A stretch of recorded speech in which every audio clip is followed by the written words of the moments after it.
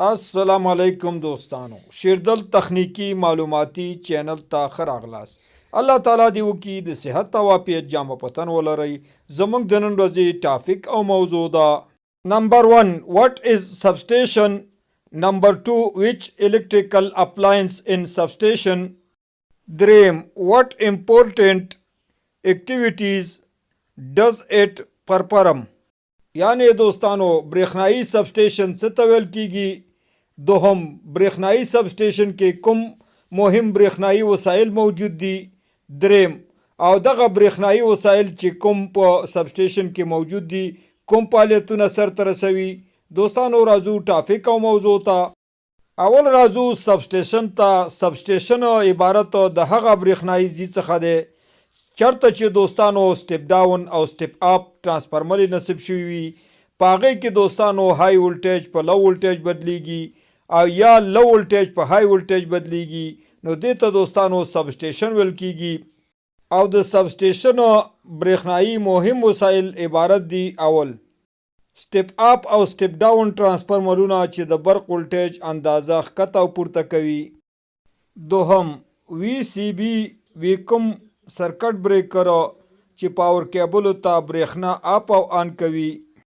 دریم لایټ ارسټر چې د برېښنا او تندر په وخت کې په دې حالاتو کې د ولټیج اندازه زیاتیږي، نو په دې صورت کې دا د ځمکې سره ګراوند کوي او د کیبلو حفاظت او ساتنه کوي د اور د لګېدو او سوځېدو څخه.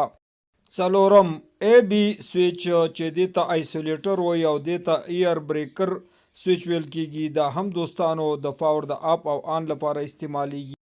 پنځم آیسولیټر چې دا هم په سبسټیشن کې د پاور د اپ او آن لپاره استعمالیږي.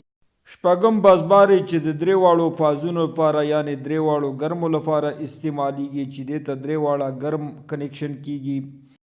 او د دې درې واړو بسبارو کلرونه عبارت دي د زیړ، ابي، سور کلرونو یعنی رنګونو څخه. اوم کپسټر بینک کله چې د برېښنا په پاور فیکټر کې پرخ راځي یعنی کمیږي نو بیا ورته د کپسټرو بینک نصب او کنیکشن کوو. اتم ارتھنګ پټ د هومن باډي د سیفټي لپاره دوستانو نصب او کنیکشن کیږي په سبسټیشن کې. نهم سی ټي او پی ټي یعنی کرنٹ او پوتنشیل ترانسفارمر چې د امپیر او ولټ د اندازهګیری لپاره په سبسټیشن کې نصب او کنیکشن کیږي. او لسم الکتریکل پینل چې د دې څخه پاور چې دی دوستانو دا اپ او آن کیږي ډسټریبیوشن او ترانسمیشن لینونو او پاور کیبلو ته.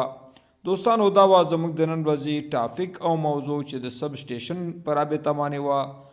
دوستانو که غواړئ د برق تخنیک څخه ځانونه برخمن کړئ او خپل هر قسم برقي وسایل په خپل کورونو کې ترمیم او جوړ کړئ، نو دوستانو که زما چینل مو نوي سبسکرایب کړئ زما چینل سره سبسکرایب کړئ او که دا ویډیو مو خوښه شوي در سره لایک او شیر کړئ د خپلو ملګرو او دوستانو سره.